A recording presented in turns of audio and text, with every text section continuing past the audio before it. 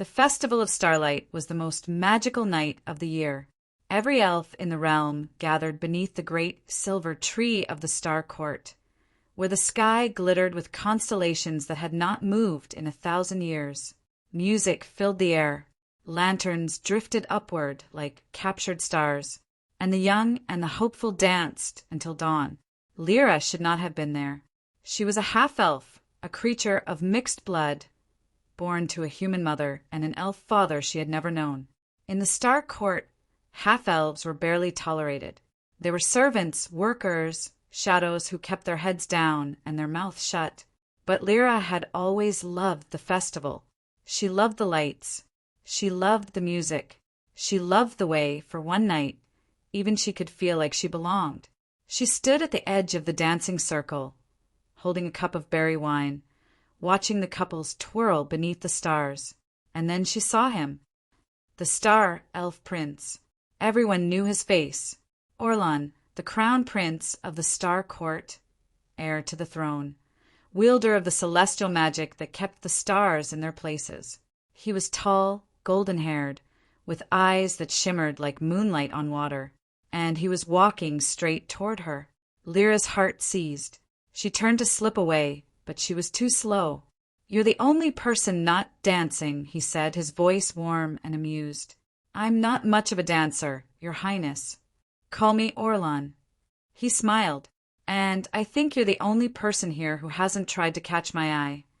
That's because I'm not supposed to be here." Lyra gestured at her simple dress. "Half-elves don't attend the Starlight Festival. And yet here you are." Orlan's eyes sparkled. "Breaking the rules. I like that." "I'm not breaking the rules. I'm just watching." "Watching is boring." He extended his hand. "Dance with me." "I can't." "You can." He smiled. "I'm the prince. I can grant you permission." Lyra stared at his hand.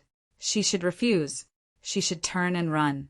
She knew her place in this world, and it was not in the arms of a prince. But the music was playing. The stars were shining. And for one reckless, foolish moment, Lyra wanted to know what it felt like to be chosen. She took his hand. They danced until the stars began to fade. Orlan was an excellent dancer, and Lyra, despite her protests, was light on her feet. They laughed. They talked. They discovered 100 small connections. A love of the same old songs, a fondness for the same corner of the library, a shared habit of watching storms from rooftops. "You're not like the others," Orlan said as the night deepened. "The others. The noble elves. The ones who curtsy and flatter and want something from me."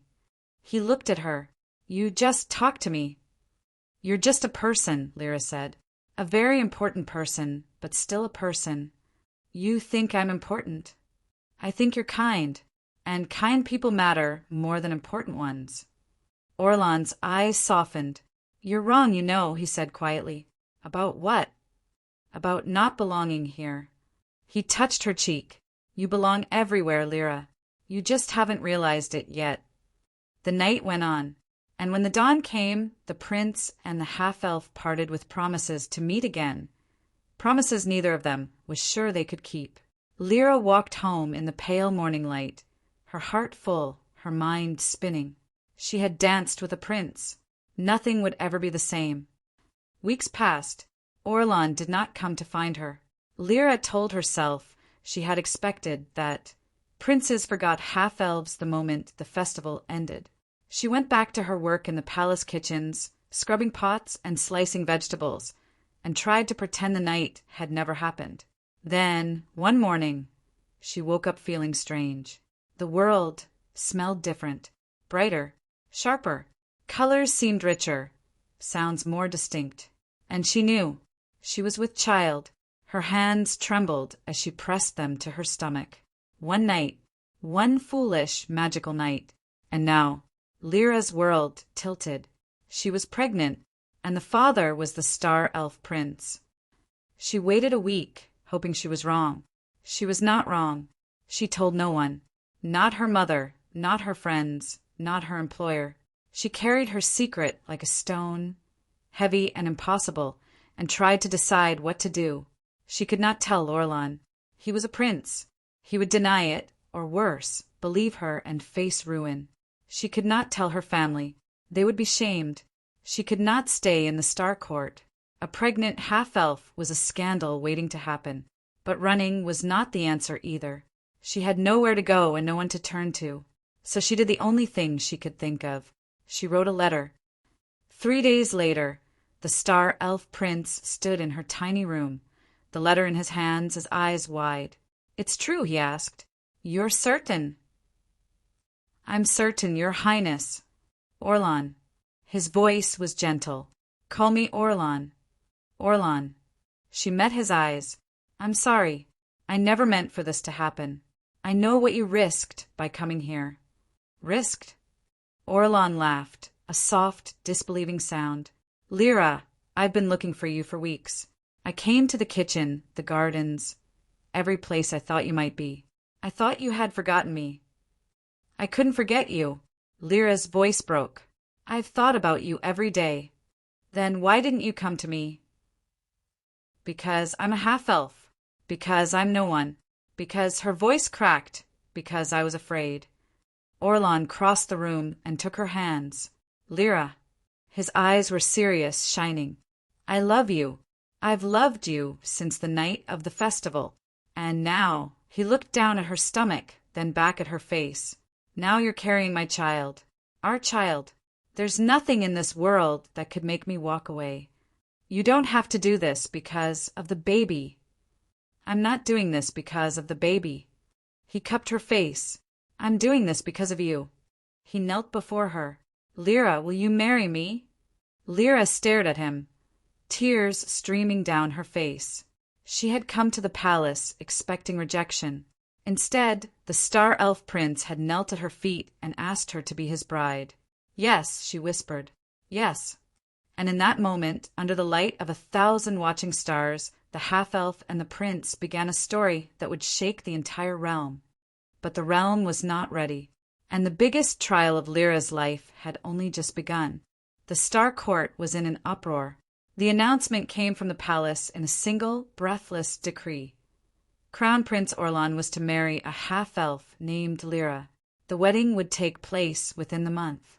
The noble houses erupted in fury. How dare he sully the royal line with common blood? "She's a half-elf, a creature of mixed blood. She's barely better than a servant. The king must forbid it. The council must intervene." But Orlan was unmoved. He stood before the Star Council, his voice calm and unwavering. "I will marry Lyra," he said. "I love her.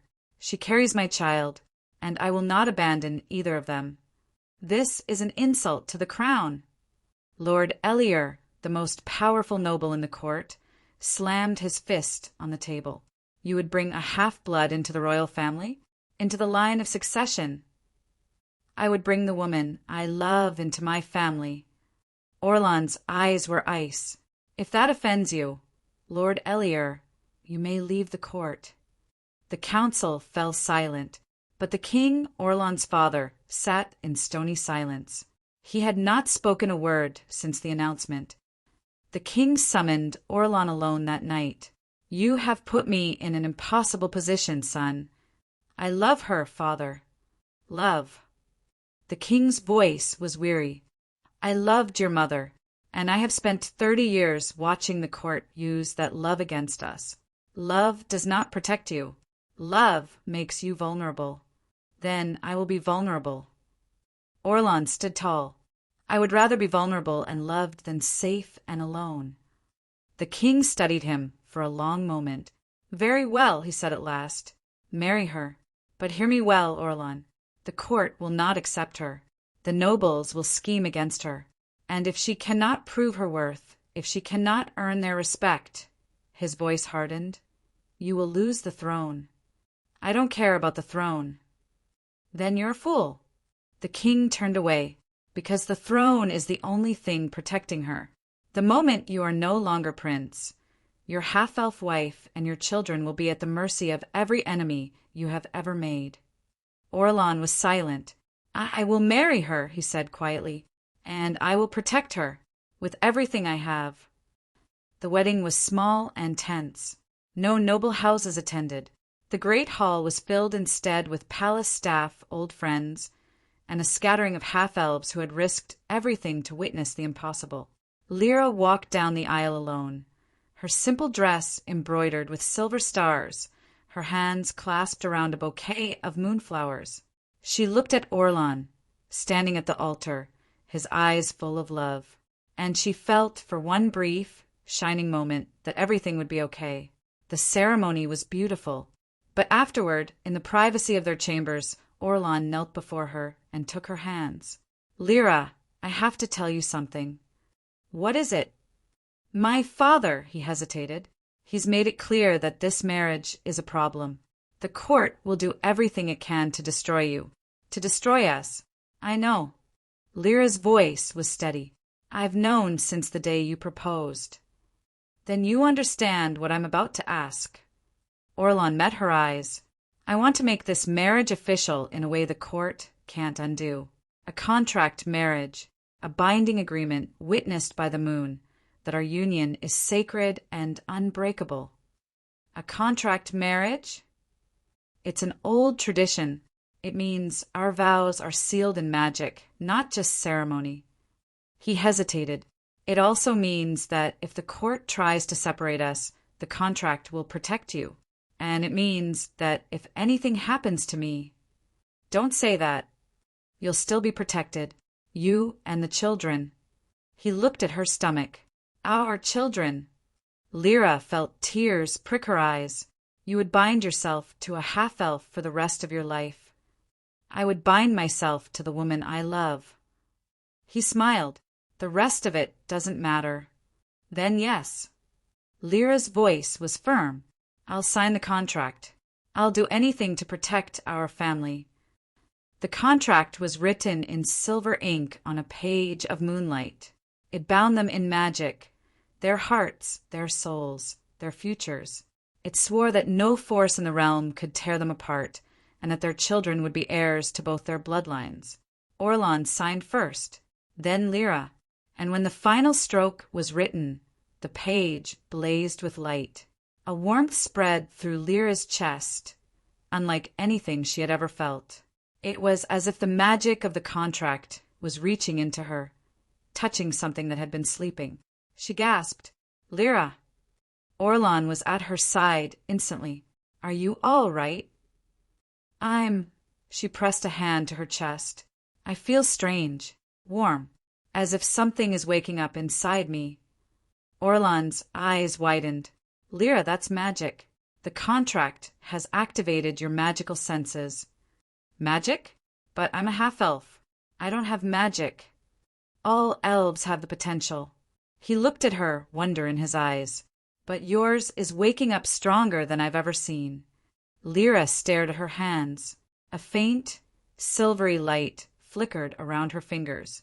She had spent her whole life being told she was less than the purebloods, less than the nobles, less than everyone. And now, the magic that defined elvenkind was rising inside her. "Orlan," she whispered, "what am I?" "You're my wife," he said simply. "And whatever you are, we're going to find out together." He took her hand, and the silver light spread between them, connecting them in a glow of shared magic. Outside, the stars seemed to pulse brighter, and in the distance, in the deep, ancient forest of the wood elves, something ancient and forgotten stirred. It had felt the awakening, and it was watching. Lyra's pregnancy was unlike anything the palace healers had ever seen. Her belly grew quickly, too quickly. By the 4th month, she was as large as a mother carrying a full-term babe. The healers frowned, whispered, and finally insisted on a scrying.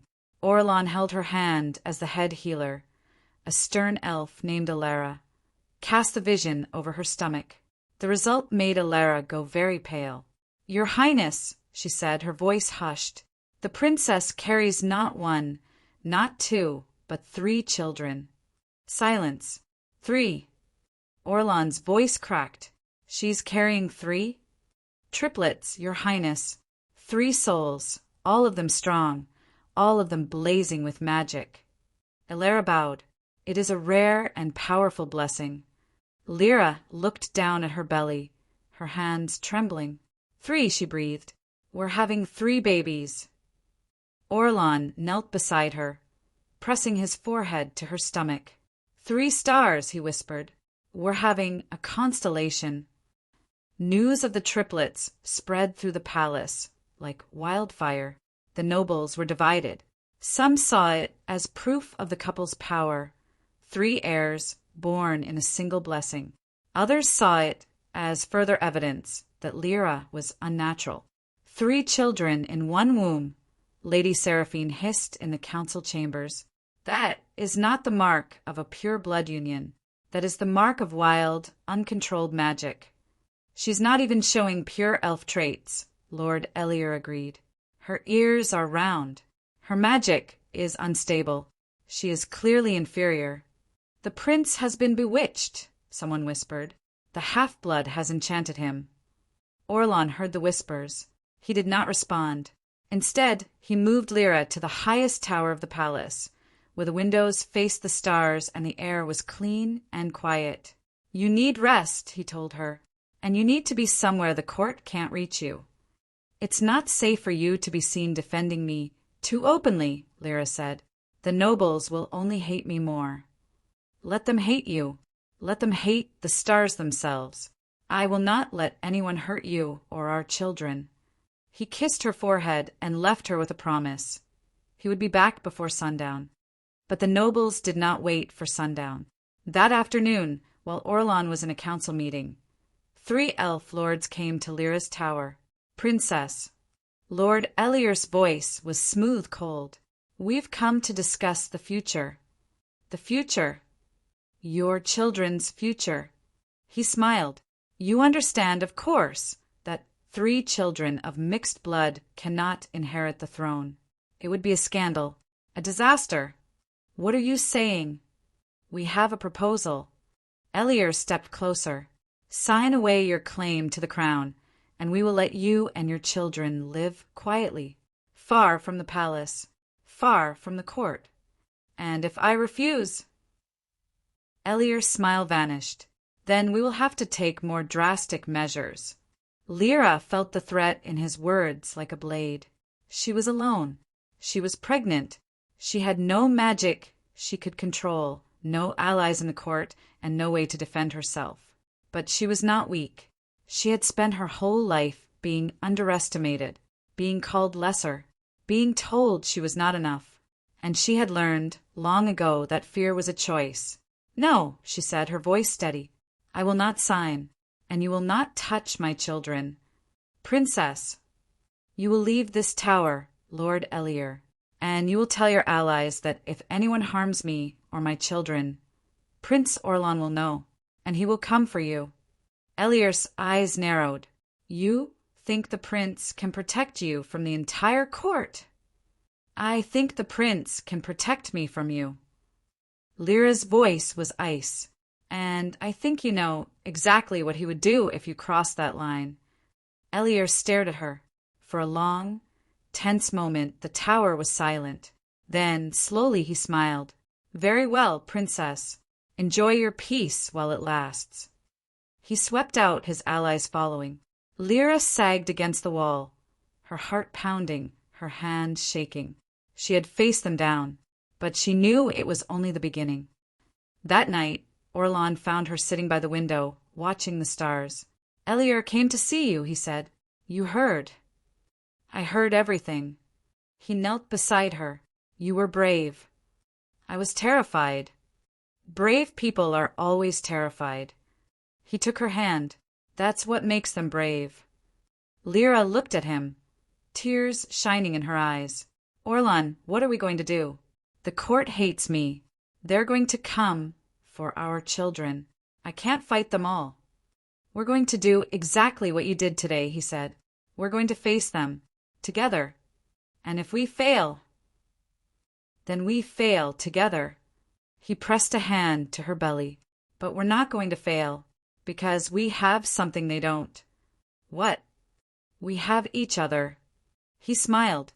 And we have 3 children who are going to be the most powerful elves this realm has ever seen. Lyra laughed despite herself. 3 children, she repeated, marveling. 3 children. Orlan kissed her forehead. 3 little stars, waiting to be born. And beneath his hand, Lyra felt the triplets move. 3 distinct flutters, 3 little lives, responding to their father's voice. She placed her hand over his, and for that moment, the whole terrifying world faded away. There was only her, and him, and their 3 stars. But in the shadows of the palace, Lord Elier was writing a letter addressed to the deepest, darkest corner of the realm, to the ancient enemies of the Star Court. The prince had chosen a half-blood, and Elier intended to make sure the whole realm paid for it. The court's hostility toward Lyra grew with every passing day. It started small. Snide comments in the corridors, cold looks at dinner, servants who forgot her meals or left her chambers without the firewood she needed. Then it escalated. Lady Seraphine hosted a garden party and, accidentally, forgot to send Lyra an invitation. Lord Elier's wife publicly snubbed her at a royal function, turning her back when Lyra approached. And worst of all, the whispers. She's not even pretty enough for the prince. It's a spell, you know. A half-blood's enchantment. 3 children? Mark my words, they'll be freaks. Monsters. The prince is throwing away his whole future for a kitchen maid. Lyra heard every word. She carried them like stones in her heart, but she kept her head high and her voice steady. She refused to let them break her. One afternoon, Orlan found her in the gardens, sitting alone by the fountain. "You've been crying," he said softly. "I haven't." "Lyra." He knelt beside her. "Your eyes are red. You've been crying." She looked away. "They hate me, Orlan. All of them. They think I'm a monster. They think I've bewitched you. They're wrong. They don't know that. They'll never know that. All they see is a half-blood who stole their prince." Orlan took her hands. "Lyra, listen to me." His voice was gentle but firm. "I chose you. I chose you the night of the festival, and I choose you again every single day. No matter what they say, no matter what they think, you are my wife. You are the mother of my children, and you belong here. But I don't belong here." Her voice broke. "I never have. I'm not like them. I'm not a pure blood. I'm not noble. I'm not." "You are exactly who you're supposed to be." Orlan cupped her face. "And I wouldn't change a single thing about you." Lyra stared at him, and for the first time, she let herself believe him. That evening, a new insult was prepared. The high priestess of the Star Court, an ancient and powerful elf named Celestine, had requested a formal audience with Lyra.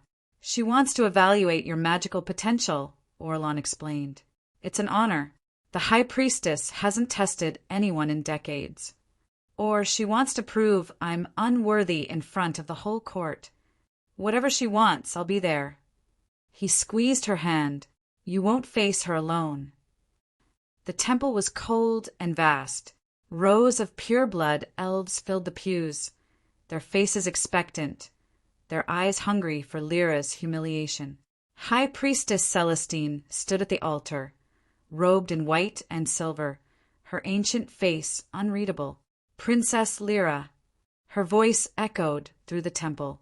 "You have been brought before the Star Court for a formal evaluation of your magical lineage." Lyra bowed her head. "I am honored, High Priestess." "The honor remains to be seen." Celestine gestured. "Approach." Lyra walked down the aisle, every step measured, every breath steady. Orlan moved to follow. "Stay, Prince." Celestine's voice was sharp. "The evaluation is hers alone." Orlan's jaw tightened, but he obeyed. Lyra reached the altar. "Place your hands on the crystal," Celestine commanded, indicating a great, milky white gem. "And let the magic of the Star Court see what you truly are." Lyra placed her hands on the crystal. Nothing happened.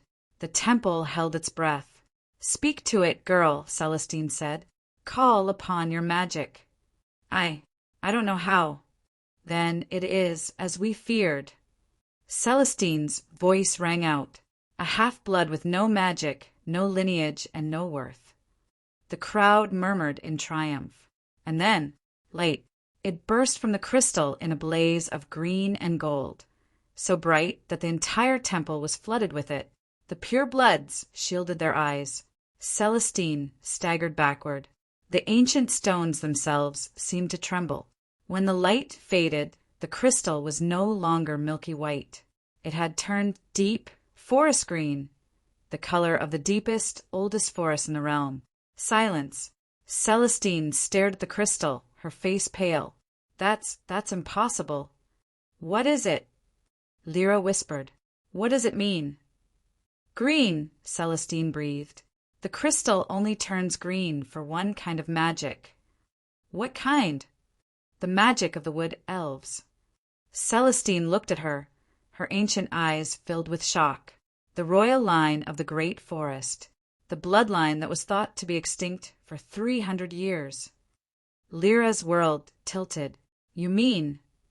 You're not a common half-blood, child. Celestine's voice shook. You carry the blood of the wood elf kings, the most ancient, most powerful elven bloodline in the entire realm. The temple erupted, but Lyra barely heard it. She was staring at the green crystal, her hand still resting on its surface, feeling the ancient magic singing through her blood. She had come to the temple expecting to be humiliated. Instead, she had discovered that she was royalty, a princess of a lost kingdom, and the Star Court would never be the same again. The revelation changed everything. Almost overnight, the court's attitude toward Lyra shifted. The nobles who had sneered at her now whispered behind their hands, uncertain. The servants who had ignored her now hurried to please her.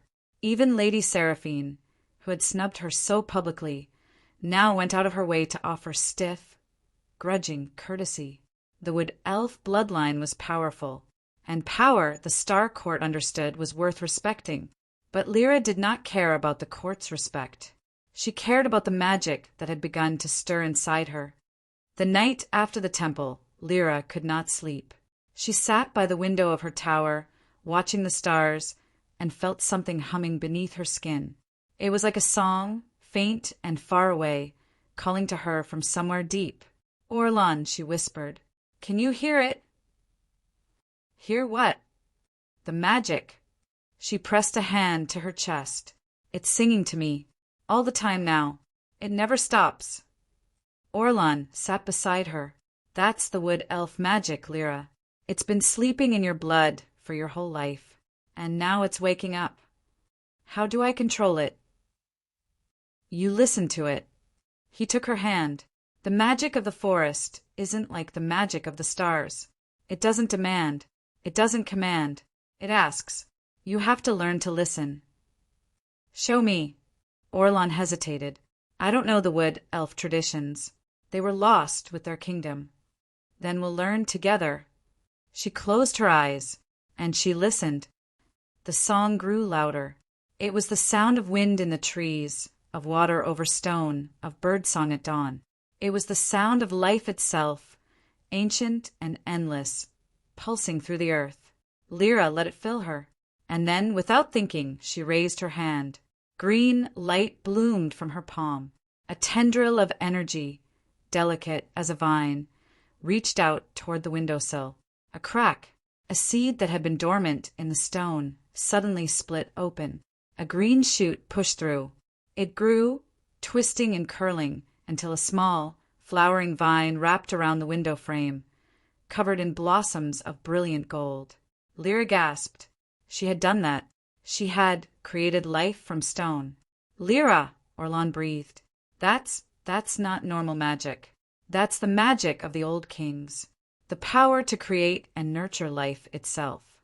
The vine pulsed with light, and in its center, a single bloom opened. It was not a flower Lyra had ever seen before. It was silver and green, with petals that seemed to hold starlight. A starflower, Orlan whispered. It's a starflower. They only bloom for the rarest of magic. Lyra touched the bloom, and in that moment she understood. She was not just a half-elf with a drop of wood-elf blood.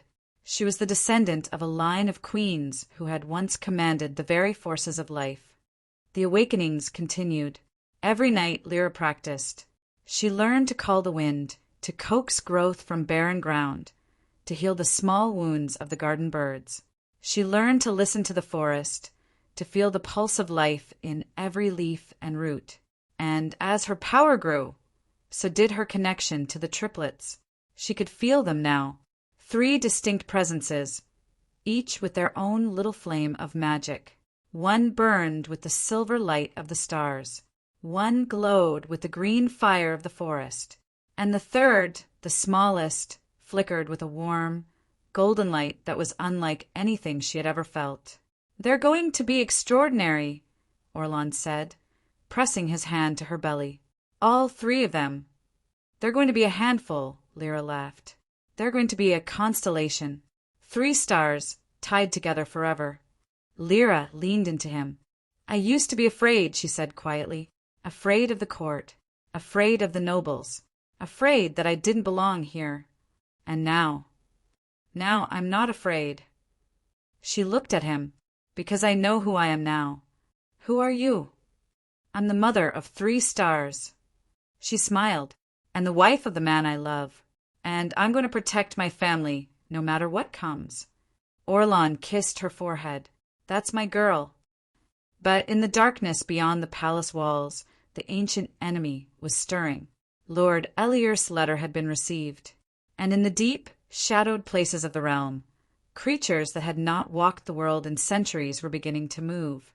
The wood-elf princess had awakened, and someone was coming to take her power for themselves. The next day, Lyra began her training in earnest. Igraine had come to the palace at the request of the high priestess, a rare honor. The last guardian of the wood-elf kingdom had not left the forest in 200 years. "Magic is not a weapon, child," Igraine told her, as they stood in the palace gardens. "It is a language. The forest speaks, and you must learn to listen." "How do I listen?" "With your heart, not your ears." Igraine knelt and placed her hand on the grass. "Feel it, the life beneath your feet. The roots, the seeds, the worms in the soil. Every living thing is speaking to you right now." Lyra knelt and closed her eyes. At first, she felt nothing. Then, slowly she felt it. A hum, a pulse, 1,000 tiny voices, all around her, all calling to her. The grass, the flowers, the great oak tree by the fountain, the birds in the branches. The world was alive, and it was aware of her. "Hello," she whispered. The garden responded. A wave of green light rippled outward from her hands, and every flower in the garden bloomed at once. The oak tree shook, showering petals across the lawn. The birds burst into song. Orlan, watching from the terrace, laughed with wonder. "She's a force of nature," he said. "She is nature itself," Igraine replied. "The wood-elf queens were never mere mages. They were the forest, given form." That afternoon Lyra learned to heal.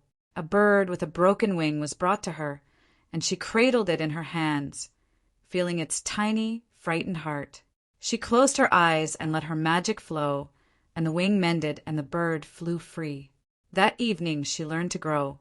She planted a seed in barren soil, and with a touch it sprouted, grew, and flowered in moments. "It's incredible," she breathed.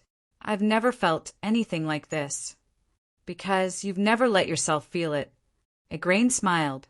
"You've spent your life dimming your own light, Lyra, but the light was always there." Lyra looked at her hands. For the first time, she didn't see the hands of a kitchen maid. She saw the hands of a queen. The attack came on the night of the new moon. It was the darkest night of the year, when the stars were hidden and the magic of the star court was at its weakest. It was the perfect night for an enemy to strike. Lyra woke to the sound of screaming. She was on her feet before her eyes were fully open, her hand already raised, green light flickering at her fingertips. "Lyra!" Orlan was beside her. "Stay behind me." "No." Her voice was firm. We face this together. The windows shattered. Creatures poured through. Shadows given form, with eyes of burning red and claws of blackened bone. They moved like smoke, like nightmares, like things that should not exist in the waking world. The Shadow Court had come. Orlan's magic blazed silver as he called the stars to his defense. "Stay close!" he shouted, weaving a barrier of light around them. But the shadows were strong. They clawed at the barrier, screeching, their red eyes burning with hunger. Lyra felt her own magic surge. She did not fight like Orlan did. She did not command the stars or call the light. Instead, she reached down into the very heart of the palace and felt the ancient roots that ran beneath the stones. The palace was old. The palace was alive, and Lyra, with her wood elf blood, could speak to it. She raised her hands. "Rise," she commanded. "Rise and protect your children." The floor trembled. Then it erupted. Roots burst through the stone like green serpents, thicker than a man's body, crashing through the shadows. The creatures shrieked as the roots wrapped around them, crushing them, dragging them back into the earth. Orlan stared, his barrier forgotten. "Lyra, you just commanded the palace itself." "I didn't command it." Lyra's voice was shaking. "I asked it, and it answered." The last of the shadows was pulled beneath the floor. Silence. Lyra sagged against the wall, her legs giving way. Orlan caught her. "Are you all right?" "I'm fine. The babies," she pressed a hand to her belly. "They're safe. They're calm." "The babies are calm after you just leveled half the floor?" "They know I'm their mother." She smiled weakly. "They trust me." Orlan laughed, the sound tight with relief. "I trust you too." He held her close. "But we need to know who sent those creatures." He didn't have to wait long for the answer. A letter arrived the next morning. It was sealed with black wax and stamped with a sigil Lyra had never seen. A moon split in two, one half silver and one half shadow. "From the Shadow Court," Orlan said grimly. "Our enemies and your ancestors' enemies. What do they want?" "They want you." Orlan's voice was tight. "They want the wood elf bloodline. They believe your magic, the power of the old kings, is the key to unlocking the greatest treasure in the realm." "What treasure?" "The heart of the forest." Orlan set down the letter. "It's an ancient artifact hidden at the end of the world. It was sealed away 300 years ago when the wood elf kingdom fell. The Shadow Court believes it's the source of all life magic, and they think I can find it. They think you are the key." He looked at her. "The heart can only be awakened by a true wood elf queen. And you," his voice was soft, "are the last of that line." Lyra sat down heavily. She had spent her whole life believing she was nothing, a half-blood, a nobody. Now she was apparently the last descendant of a line of ancient queens, hunted by a shadowy enemy, carrying a power that could wake a legendary artifact. "Orlan," she said slowly, "what if they're right? What if I really am the last wood elf queen?" "Then we protect you." He knelt before her. "With everything we have." "And the babies?" "The babies are our future." He pressed his hand to her belly. "And no one, not the Shadow Court, not the Star Council, not anyone, is going to take them from us." Lyra took his hand. "Then we fight," she said. "Together. Together." But Lyra knew, in her heart, that the fight was only beginning. The Shadow Court would not stop. The nobles who hated her would not relent. And somewhere, out in the vast, ancient forest, the truth of her lineage was waiting to be uncovered. She was the last wood elf princess, and her true story was only just beginning to unfold. In the days after the attack, the palace was on high alert. Guards patrolled the halls. Wards were woven around the tower, and Orlan refused to let Lyra out of his sight. But Lyra could not stop thinking about the Shadow King's words. Asterisk, they believe your magic is the key to unlocking the greatest treasure in the realm. Asterisk. What treasure? She asked a grain, who had remained at the palace to help with her training. The heart of the forest. A grain's voice was low. It is the oldest artifact of our people, the source of all life magic. When the wood elf kingdom fell, the heart was sealed away, hidden so that the shadow court could never claim it. And they think I can find it. The heart can only be awakened by a true queen of the forest. It slept for 300 years because there was no one worthy to wake it.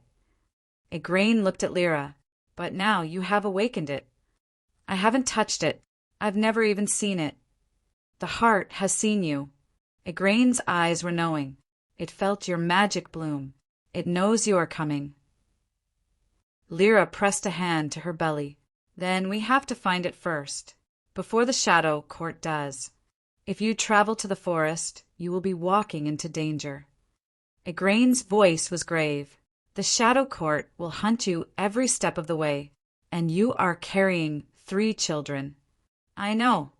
Lyra's voice was steady. But if I don't go, the shadow court will come for me eventually, and I'd rather face them on my own ground than wait to be caught. You are brave, child. I'm scared. Lyra smiled, but I'm brave anyway. That night she told Orlan.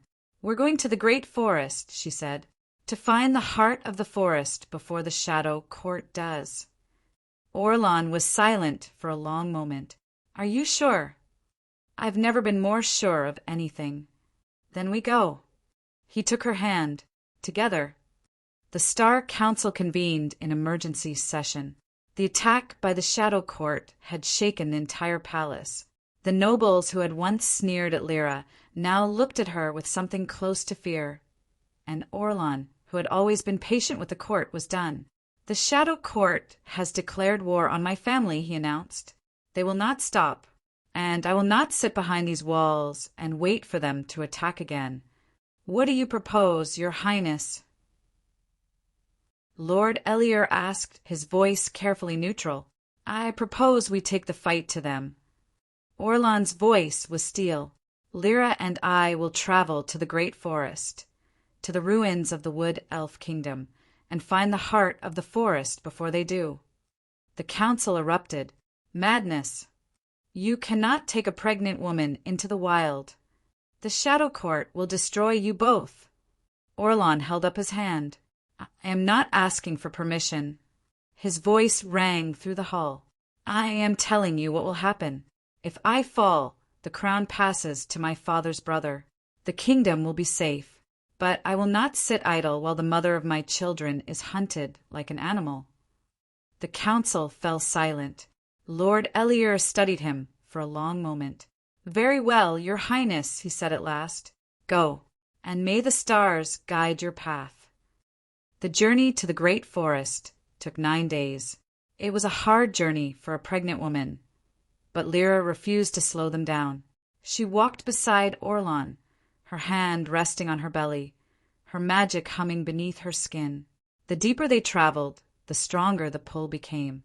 The forest is calling to me, she said one evening, as they made camp beneath a canopy of ancient oaks. I can feel it, like a heartbeat beneath the ground. That's the wood elf magic, Orlan said. The forest remembers its queens, and it knows you're coming. Will it welcome me? It's already welcoming you. He gestured at the trees around them. Look. Lyra looked. The trees around their camp were covered in blossoms, flowers that should not be blooming in this season, in colors that matched the glow of her magic. They're blooming for you, Orlan said softly. The forest knows its princess has come home. Lyra touched a blossom. It burst into brilliant green light, and the light spread, racing from tree to tree, until the entire grove was ablaze with gentle, pulsing glow. I'm not just a half-elf, am I? She whispered. No. Orlan took her hand. You never were. They found the ruins on the morning of the 10th day. The Wood Elf Kingdom had been magnificent once, a city of living trees, grown into towers and halls and bridges. Now it was a husk, silent and overgrown, its great trees gnarled with age. But it was not empty. As Lyra stepped into the heart of the ruins, a figure emerged from the shadows. She was ancient, impossibly old, her skin like bark, her hair like trailing vines. Her eyes were the color of deep forest moss, and they held a wisdom that stretched back centuries. "The last of my line," the figure said, her voice like rustling leaves. "At last you've come. Who are you?" "I am Igraine, the last guardian of the Wood Elf Kingdom." She bowed her head. "I have waited 300 years for you, Princess." "Princess!" Lyra's voice caught. "So it's true? I really am. You are the daughter of Princess Elwyn, who is the daughter of Queen Meleys, who is the last true queen of the Great Forest." Igraine's eyes were kind. "Your mother was stolen away as a child, hidden among the human kingdoms to protect you from the Shadow Court. She never knew her true heritage." "My mother!" Lyra's voice trembled. "She's gone. She died when I was young." "Yes, but her blood lives on in you." Igraine gestured. "Come, there is something you must see." She led them deep into the ruins, to a chamber that had been hidden for centuries. In the center of the chamber stood a pedestal of living wood, and upon it rested a great, crystalline heart, glowing with a soft, green light.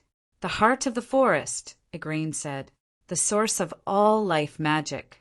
It has slept for 300 years, waiting for the return of its queen." Lyra reached out. "Wait." Orlan caught her hand. "Are you sure? What if it's dangerous?" "I can feel it, Orlan." Lyra's eyes were shining. "It's not dangerous. It's part of me." She placed her hand on the heart. Light exploded. It poured through her like a river, filling her with warmth, with power, with the ancient knowledge of 1,000 years. She felt the forest around her, felt every leaf and root and creature, felt the pulse of life itself. And she felt something else. A message. "Asterisk, welcome home, my daughter. I have been waiting for you." Asterisk. "Mother."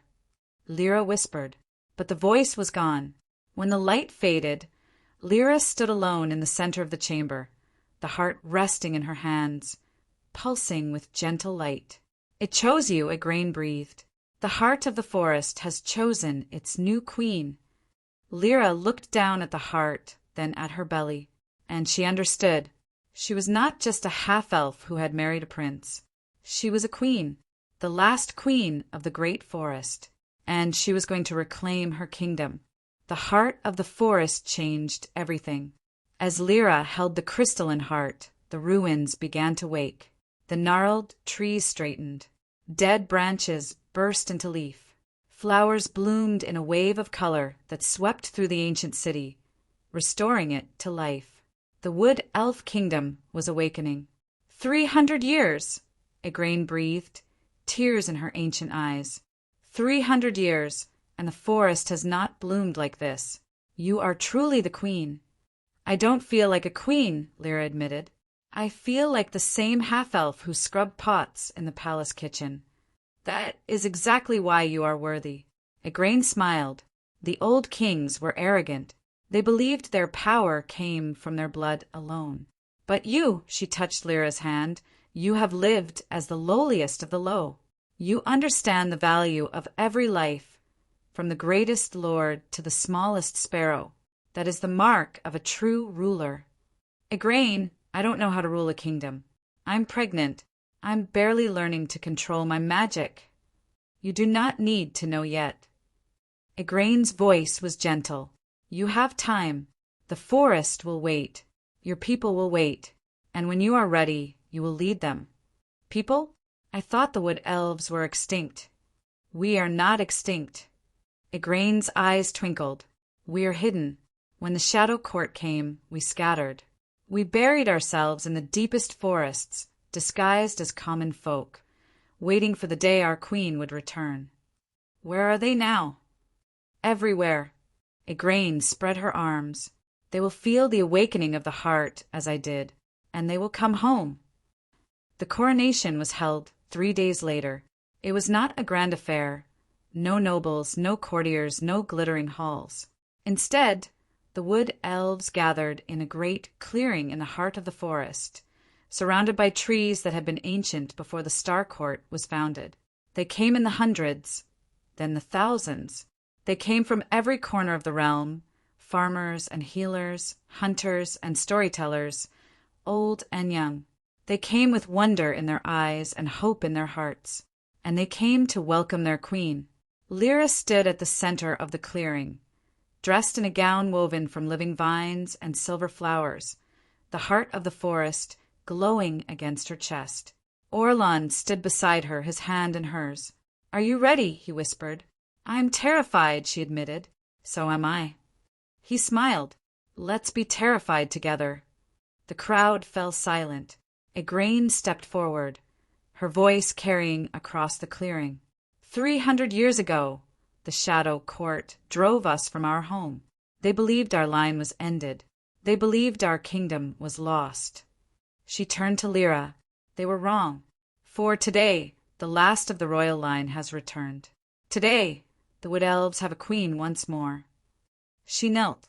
"All hail Queen Lyra, queen of the great forest, keeper of the heart of life!" The crowd knelt in a wave, their voices rising like a forest wind. "All hail Queen Lyra!" Lyra felt tears stream down her face. She had spent her whole life being told she was nothing, and now thousands of elves knelt before her, calling her their queen. She looked at Orlan. He was smiling, his eyes bright. "You did it," he said softly. "You found your people." "No." She shook her head. "I found my home." But even as the celebration began, a shadow fell across the clearing. Orlan's hand tightened on hers. "Lyra," he said quietly. "Look." She turned. At the edge of the clearing, a figure stood in the darkness between the trees. He was tall, impossibly tall, wrapped in robes of black shadow. His eyes burned with red light, and his presence made the very air grow cold. "The Shadow King," Igraine hissed. "He's come." The Wood Elves drew their weapons, but Lyra raised her hand. "Wait." She stepped forward, the heart glowing bright against her chest. "You came all this way," she said, her voice calm. "Speak. Tell me what you want." The Shadow King smiled, a cold, terrible smile. "I want what is mine, little queen." His voice was like gravel and rot. "I want the heart of the forest, the power that should have been mine 300 years ago. The heart chose me. It will never serve you." "It doesn't have to serve me." He stepped closer. "It only has to be destroyed, and if I cannot have it, no one will." The shadows rose around him like a tidal wave, and the war for the great forest began. The Wood Elves formed a wall of green light, their magic blazing in defense of their queen. The Star Elves who had accompanied Orlan called down pillars of silver light, and in the center of it all, Lyra stood, the heart of the forest burning against her chest. "Orlan." Her voice was calm. "Protect the people. What about you?" "I'm going to face him." She looked at him, her eyes full of love. "He came for me. He came for the heart. It's time to end this." "Lyra." "Trust me." Orlan hesitated. Then he pressed a kiss to her forehead. "I love you," he said, "and I trust you. Bring yourself home." "I will." She turned and walked toward the Shadow King. Behind her, the Wood Elves braced for war. "The Queen has faced every trial with courage," Igraine called to them. "Now we must face ours.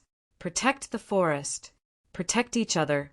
And when this is over, we will tell our children of the day the Queen stood alone against the darkness." A great roar rose from the crowd. The shadows surged, and the battle erupted across the entire clearing. Orlan led the Star Elves, calling down sheets of silver light that drove the shadows back. The Wood Elves fought with roots and vines and the fury of the forest itself. And Lyra, the new queen, walked into the heart of the darkness alone. The Shadow King turned to face her. His red eyes gleamed with ancient hunger. "So, the little half-blood comes to face me herself." He laughed. You have more courage than sense, girl. I have all the sense I need. Lyra's voice was steady. I know you cannot touch me. Cannot touch you? He lunged, shadows screaming. I can do far more than touch you. His claws raked toward her chest and stopped. They stopped an inch from her skin, frozen in the air, trembling. What? He snarled. What is this? The heart.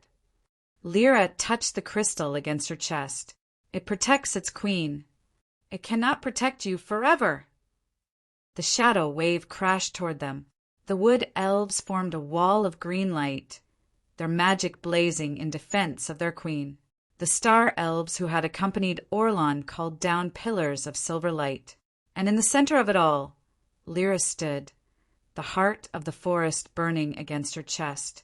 Orlan. Her voice was calm. Protect the people. What about you? I'm going to face him. She looked at him, her eyes full of love. He came for me. He came for the heart. It's time to end this. Arya. Trust me. Orlan hesitated. Then he pressed a kiss to her forehead. I love you, he said, and I trust you. Bring yourself home. I will. She turned and walked toward the Shadow King. The shadows parted around her as she approached. The Shadow King watched her, his red eyes gleaming with amusement. You have courage, little queen, but courage won't save you. Maybe not. Lyra's voice was steady. But love will. Love. He laughed. Love is weakness. Love is what destroyed the wood elves 300 years ago. Your ancestors loved too much, and it cost them everything. You're wrong. Lyra raised her hand, green light blazing. Love is what brought me here. Love is what woke the heart. Love is what made the forest bloom again. The heart is power. It has nothing to do with love. It has everything to do with love. Lyra's voice rose. The heart is the heart of life itself. And life is love. Every leaf, every root, every creature that breathes, they exist because something loved them enough to bring them into being. You speak like a poet, not a queen. Then let me speak like a queen. Lyra planted her feet. This is my kingdom. These are my people, and I will not let you take them. The Shadow King snarled. The shadows rose. The battle was unlike anything Lyra had ever known. The Shadow King was ancient, powerful, a being of pure darkness and hunger. He threw waves of shadow that blotted out the sun, tendrils that reached for her throat, claws that sought to tear the heart from her chest. But Lyra was no longer the frightened half-elf who had scrubbed pots. She was a queen. She called the forest to her. The roots rose, the vines lashed, the trees themselves bent to protect her. She wrapped herself in green light, in the living breath of the forest, and she refused to fall. Yet the Shadow King was stronger.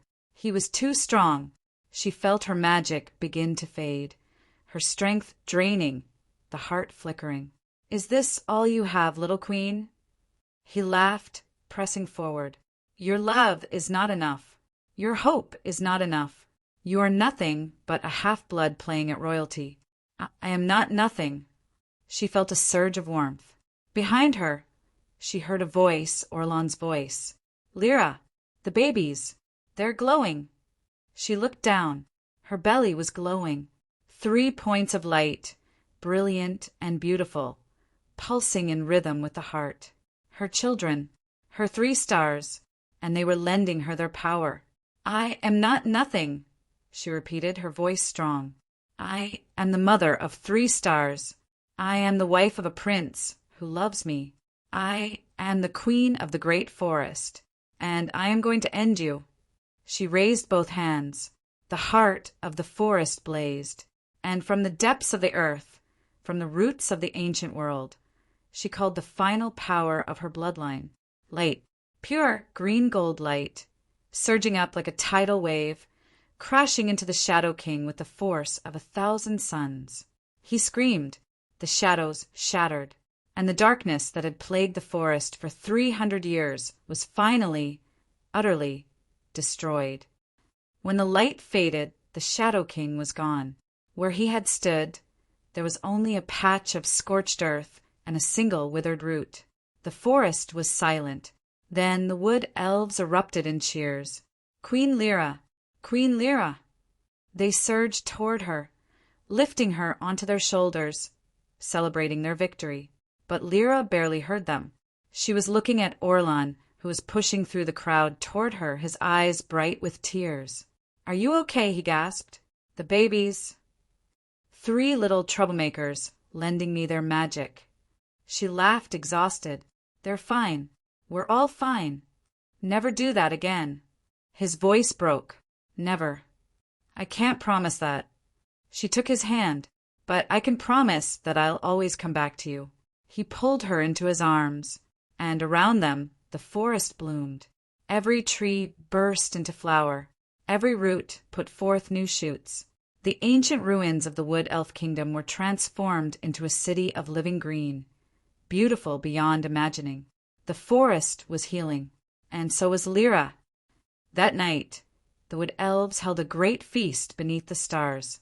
Lyra sat at the head of the table, the heart of the forest glowing gently against her chest, her hand resting on her belly. "I never imagined any of this," she said quietly, looking at Orlan.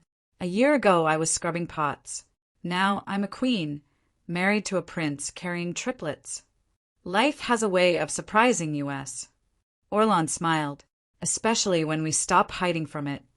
I spent my whole life hiding, believing I was less than everyone else. And now I know the truth." She looked at him. "I was never less than anyone. I just hadn't found my people yet. You found them." He gestured at the celebrating crowd. "And they found you. And I found you." She squeezed his hand. "That's the part I'm most grateful for." Orlan leaned in and kissed her forehead. "Get some rest, my queen. You have a kingdom to rule, and 3 children to raise. 3 little stars." He smiled. "Born to a star prince and a forest queen. They're going to be extraordinary. They're going to be a handful," Lyra laughed. "They're going to be everything." And beneath the starlight, in the heart of the blooming forest, the half-elf who had become a queen and the prince who had loved her looked toward a future full of magic and wonder, and 3 beautiful children waiting to be born. The babies arrived on the night of the spring equinox. The moon was full, the stars were bright, and the entire great forest was in bloom. It was as if the world itself was celebrating the birth of its newest children. Lyra labored through the night, surrounded by the Wood Elf healers and Orlan, who never left her side. "Push, my queen," the healer urged. "They're coming." And they came. 3 babies, born into the world in a blaze of light. The first was a boy, with hair of spun gold and eyes the color of moonlight. He cried out, and a shower of silver sparks burst from his tiny hands, the magic of the stars awakening within him. "The star heir," Igraine breathed. "He carries the magic of his father's bloodline." The second was a girl, with hair of deep forest green and eyes like the morning sun. She reached up, and the flowers in the room burst into bloom, their petals drifting around her like snow, the magic of the forest singing in her blood. "The forest heiress," Igraine said. "She carries the magic of her mother's line." And the third was a girl, small and perfect, with hair the color of twilight and eyes that seemed to hold both silver and green. She did not cry. She simply looked around the room with ancient, knowing eyes, and a soft, golden light pulsed around her. "The child of both worlds," Igraine whispered, tears in her eyes.